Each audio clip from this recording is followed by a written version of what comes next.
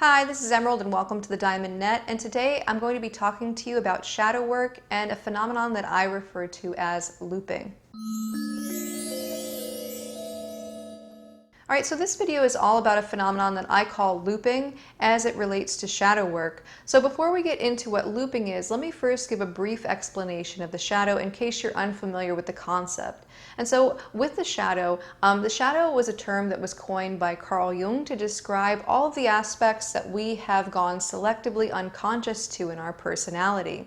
And so basically the way I like to think about the shadow is I like to think about the shadow as a dark and shadowy place in the human psyche, where whenever we're unable or unwilling to be conscious of an aspect of ourselves, we split it off from our conscious awareness and we stick it in the dark closet of the shadow.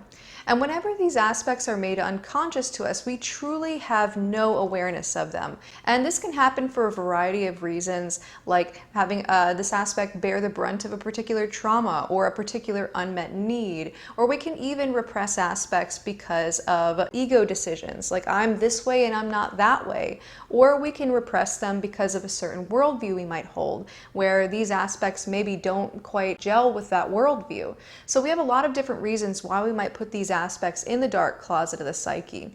But when we do so, we go selectively unconscious to them, and it's less so like we've actually repressed certain traits of ours. So it wouldn't be totally accurate to say, oh, I've repressed my anger or I've repressed my greed.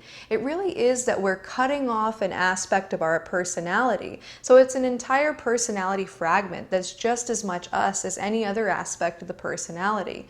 And when we cut it off from our conscious awareness, it functions like an autonomous individual that happens to share our psyche. And so we have our conscious personality that has its own wants and needs and desires and perspective and wisdom and memories. And then we have these aspects that get pushed into the shadow that have their own perspectives and wisdom and needs and agendas. And so basically, and these can actually be in direct opposition to the perspective and agendas of the conscious personality. So we might potentially consciously want to go this way, where we may have shadow aspects that want to go this way and that way.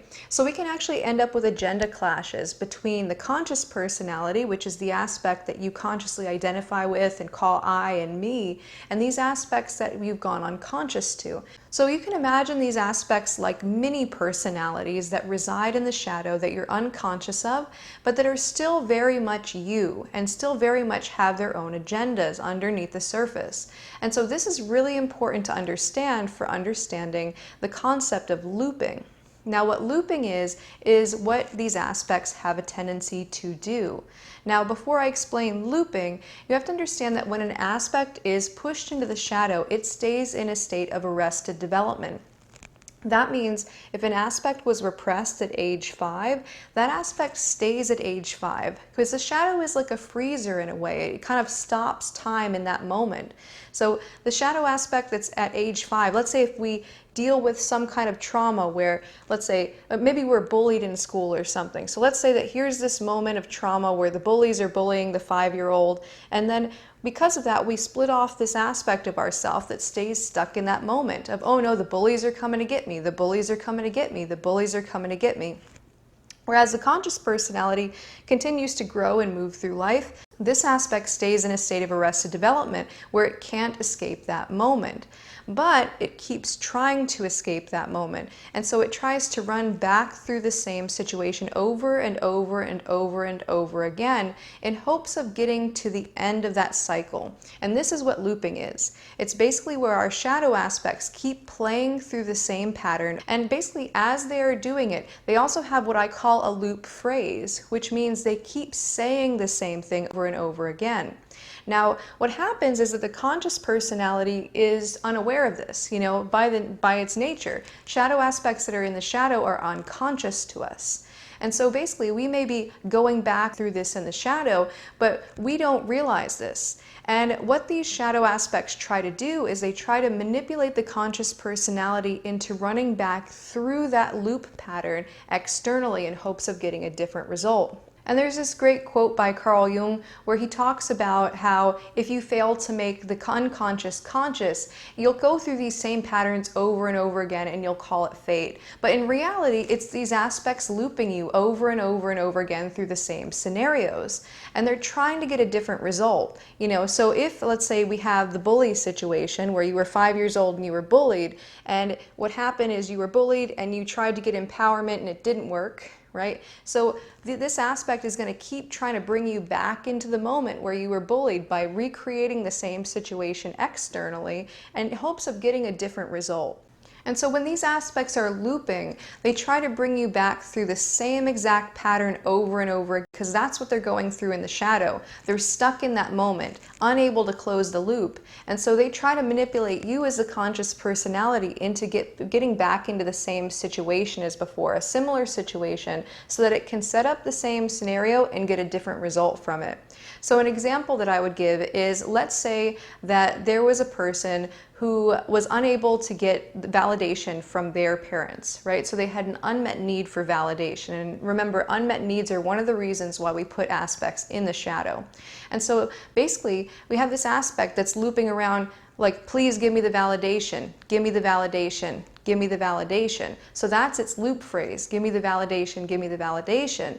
And then it starts like manipulating the conscious personality into, let's say, romantic relationships with people who are equally invalidating, who also won't be able to meet that need. So if the situation with the parents was, I need validation from my parents and I can't get it, now, what we do is we go, oh, I'm going to get into this relationship with this person who also won't validate me, but this time I'm going to get the validation because that's what closes the loop. So this aspect is trying to heal by finishing that story a different way.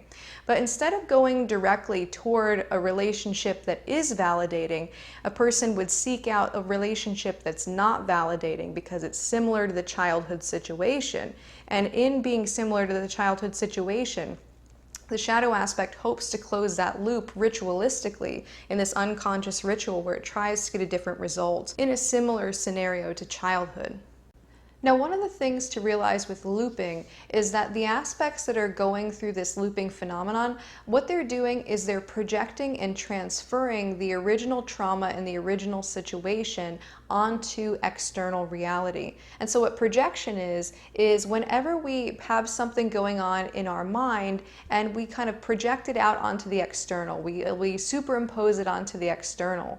So if I, let's say, had an experience with one of my parents and that's like in my mind, then I might have a tendency to project that out onto another person who maybe is similar to my parent. And then with regard to transference is quite similar, but it's more emotional. So let's say if I had a certain feeling about a person who is in my life, like let's say I had a brother or sister and I had a certain feeling about them, where I was like angry with them, then somebody else who maybe has similar patterns to my brother or sister, I might have a tendency to project that out onto them and start treating them in the same way that I treated my brother and sister, or interacting with them in similar ways.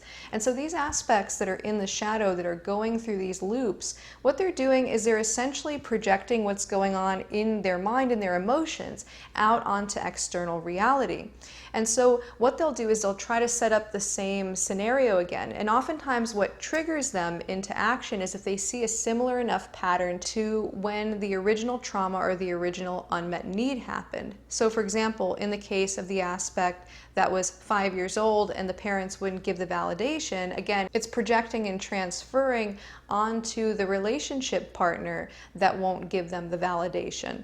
So it's setting up the same scenario through projection and transference in hopes of completing some external ritual to resolve that loop and close that loop.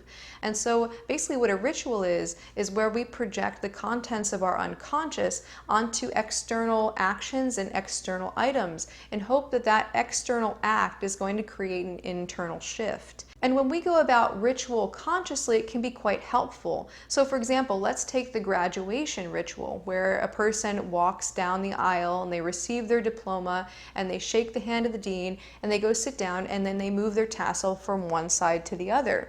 if we've properly projected meaning out onto those things, the idea is that's going to internally create a rite of passage for us, where we move from one phase of our life to another now that we've graduated. And so rituals can be really helpful if they're made conscious. But if they're unconscious, what happens is like these aspects basically will put us through these rituals and we'll just experience the same thing over again. So if it's, oh, I need to get the validation from my parents, oh, and my parents didn't give me the validation, and we're unconsciously trying to recreate that through getting into a relationship with someone who can't validate us, well, chances are what's going to happen is there's going to be a repeat of the original trauma where, oh, I'm back in the loop story. Here's this person who can't give validation. I'm going to try to convince them to give me validation, and oh, it didn't work again. And so when we become conscious of that, we can go directly toward a relationship that will give us validation, or find people in our lives that will give us validation, or even validate ourselves. So understanding that whenever we make the unconscious conscious in these cases, we interrupt that loop story and we actually end up being able to move in the direction of what we really truly want and need in our heart of hearts. Now, a more personal example for me was a time that happened when I was like 3 years old and an aspect got split off from my conscious awareness. I basically was put in my room because I had done something I wasn't supposed to do. I'm not sure what it was, but I got closed behind a door and I couldn't get out. And basically, there was this part of me that was like screaming and crying to get out. And I remember the experience, and I remember it being a really tough experience to get through. And what I only realized a few years back is that that really stuck an aspect of myself in that moment, where there was this 3-year-old aspect of mine that was constantly looping around. And what it was saying was, please love me, please love me, please love me. And one of the things I became conscious of about 3 years ago, when I was in a heated discussion with somebody that I cared about, was that, I said to this person, all I ever asked you was, please love me, right? And so basically there was this constant pulse underneath all of my actions of like begging people for love, not being conscious of it, but basically this shadow aspect manipulating my conscious personality into actions like people pleasing and like trying to help people and all these other things, all for the purpose that in hopes of getting the other person to love me. And until I was able to name that loop sentence or that loop phrase, I wasn't really able to become conscious of this aspect. So it had always been constantly running like a broken record in the background. Please love me, please love me, please love me, please love me, over and over and over again for years and years and years. When I finally became conscious of what it was trying to say, I could turn toward it and actually love it myself. And that helped me come more into integration with that aspect. And so loop phrases are incredibly important to learn if you want to integrate with these aspects of yourself. And so aspects with loop phrases who are going through this loop are usually repressed because of traumas that happen or because of unmet needs, and they continuously move through those same scenarios. And so if we fail to, as the conscious personality, become conscious of those aspects, they're going to manipulate us as the conscious personality toward behaviors and actions that we don't consciously want to do. But when we become aware of them, then we can consciously say like, oh, hang on a second, I need love. Let me give that to myself internally and try to find it in a more genuine way externally. So when we become conscious of the agendas of these aspects and the needs of these aspects, we can actually choose a better game plan for moving toward whatever those needs are. And oftentimes just acknowledging the loop phrase in and of itself can be healing. Like when I discovered that please love me was being said, it was like when I called that aspect by its name, it's like it was finally seen. And the pain that I was going through at the time had dropped from like an 11 out of 10 to like a 5 out of 10. And so it was an incredibly powerful thing and a very sudden big shift for me when I was able to discover this aspect's loop phrase and integrate it that way. Now, another thing that's really important to acknowledge with regard to looping is that looping often comes up in relation to certain triggers. And what those triggers are is that whenever a certain pattern is common to the original trauma or the original unmet need, that's what kind of kicks in that story. So basically, if we can imagine this looping is a little bit like a broken record going back over and over and over again in the same area, or a skipping CD that just can't get past like a particular area in the song, well, it's going to keep trying to move past that by replaying the same thing over and over again from where it skipped. And so basically what happens, like, to cause us to kind of get that broken record back on track or put the CD in the CD player, is a trigger. And a trigger is where we see a similar enough pattern to what we experienced in the original trauma and unmet need. And that's when we start going unconscious and we start behaving unconsciously. We start going through a preset track that we've been through many times. We start going into this same groove. And oftentimes we're just not really aware that we're in a trigger when we're in one. And so basically it's sort of like we start telling the same story over and over again that this aspect has been stuck in. And so basically we can think about it as like this shadow aspect typically has the story playing out in the unconscious. But whenever we have that trigger happen, this shadow aspect becomes possessive over the conscious personality and moves us back through that story again and again and again. Basically like a skipping CD, trying to move past that same part to progress further and to continue to grow, because remember, shadow aspects are stuck in a state of arrested development, so it's just constantly like again and again and again and again. So in the case of my example, it's please love me. It's like please love me, please love me, please love me, please love me, please love me, and it just won't get past that moment in the CD or that moment in the record. It's very, very much like a scratch CD or a broken record. All right, so you might be wondering how to work with aspects that are looping. So let me give you a few quick steps for that. So the very first thing to do is to call the shadow aspect by its loop phrase. Call it by its name. So I like to think about these looping shadow aspects a little bit like Pokemon. Pokemon are always saying their name. And so basically my aspect was please love me. So please love me, please love me, please love me. And in calling that aspect by its name, calling that aspect by its loop phrase in and of itself created a shift. So it's important to become conscious of what you're trying to communicate underneath all of your actions and intentions.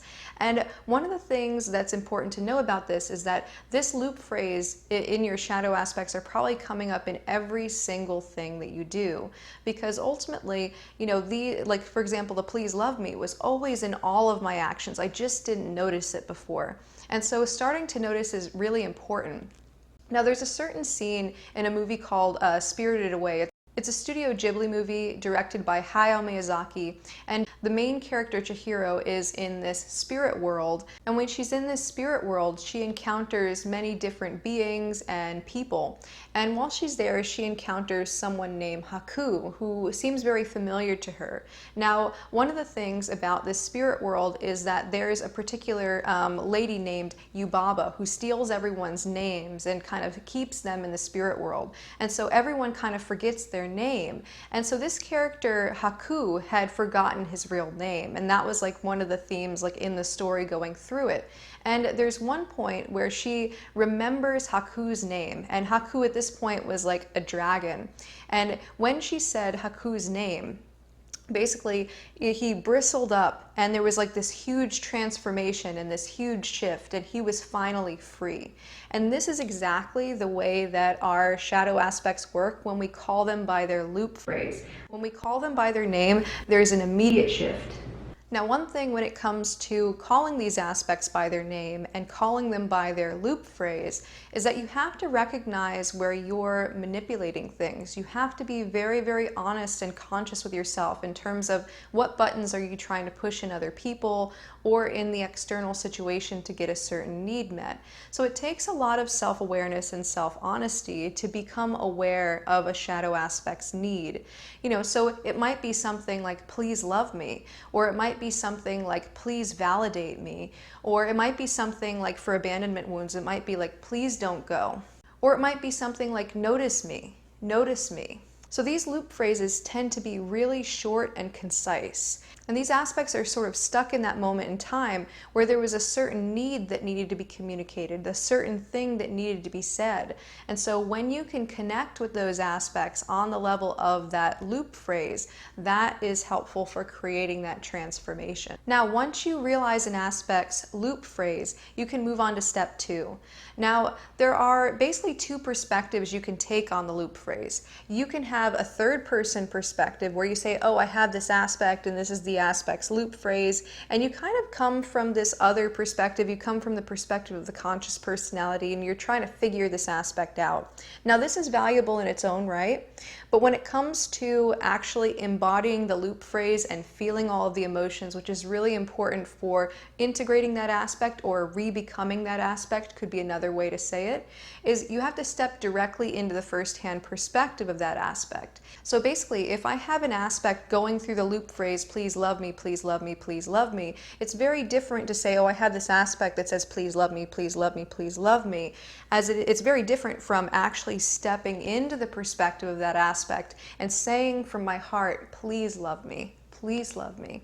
And so it's all about emotionally stepping into that perspective so that you are re-immersing yourself back in that moment of trauma or that moment of need, because that's what's going to help you reintegrate. If an aspect got fragmented off and split off because of a moment where it was trying to communicate something and it was feeling a certain emotion, then the way to re-become that aspect and reintegrate with it is to step into the first-hand perspective of that aspect and speak as it speaks and feel as it feels. So it's very much not intellectual, like this third person perspective where I see logically this is how this aspect is functioning. It's I feel this way. So it's not an intellectual process, this one. Now, the third step to integrating these aspects that are dealing with these loop phrases, basically I have to explain a few things first. So the step will be to step into the third person perspective. But it's a little bit different still from stepping into the perspective to kind of analyze it and say, okay, this is what's going on with this aspect.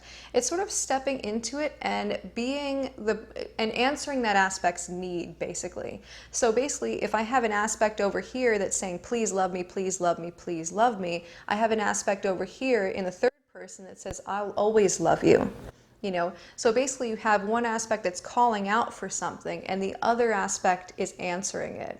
So oftentimes when these aspects are saying their loop sentence, they're actually saying it to a part of us that is chronically ignoring it. So let's say what's happened is, again, going back into that example of the aspect that needs validation. So it's sort of like, please validate me, please validate me, please validate me.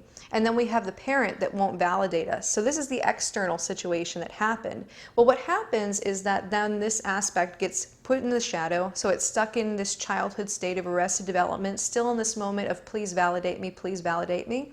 And we also absorb the parent's reaction or whoever it was that created the original trauma. And so basically, let's say it's the parent. And so we absorb the internal parent. And now what's happening internal, inside of the psyche, is that this aspect that says, please love me, please love me, please love me. And we also have the invalidating internal parent now. And so the drama that happened externally is now happening internally, where this aspect is saying, please love me, please love me, please love me. And this parent aspect of ourself is not listening. And this is the reason why our loop sentences oftentimes go unnoticed, because we have an aspect that's specifically tuned out to our loop sentence.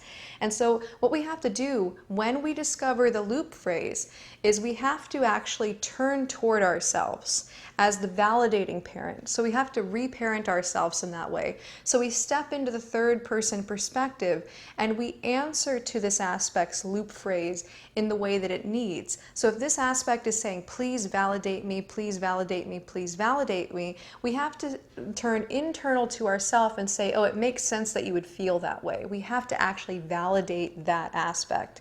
Or if we have an aspect that's, please don't go, please don't leave me, it's, I'll never leave you. And so basically being able to have this third person perspective aspect on the shadow aspect as well, where we answer its call, where we meet its need internally. Now we may also need to meet its need externally. So if we have please love me, please love me, please love me, and we don't have a lot of people in our life who actually are giving us the TLC that we need, then we might need to actually meet that need externally.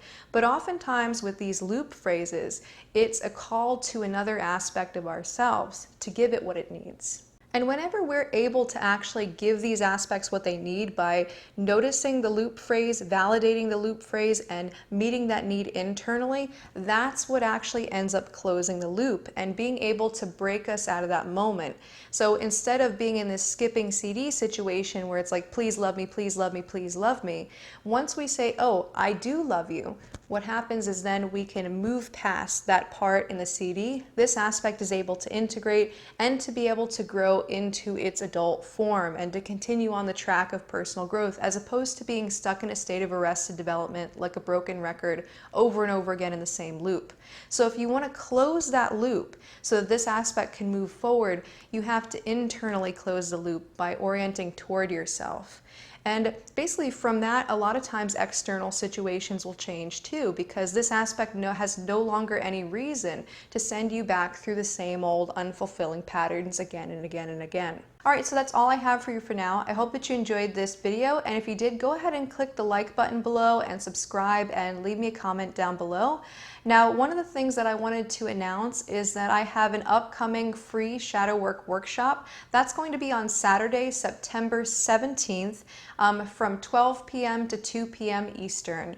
And so if you're interested in that, go ahead and click the link below and you can just sign up right on that. And basically for everyone who registers through that form, I'm going to be sending a Zoom link out like the day of the meeting, the day of the workshop. And so if you would like to attend, be sure to sign up there. It's completely free. All you have to do is you have to put in your email and I'll email you right before the event. And I'm looking forward to that. Also, starting on, I believe it's October 13th, but I have to look to be more certain. Starting October 13th, I'm going to be having a shadow work group class. I do this class a few times a year, and basically it's 13 weeks of you get 1.5 hours each week in class, and there's about 19.5 hours of shadow work related content. So if that's something that you're interested in, I'll leave a link down below for that as well.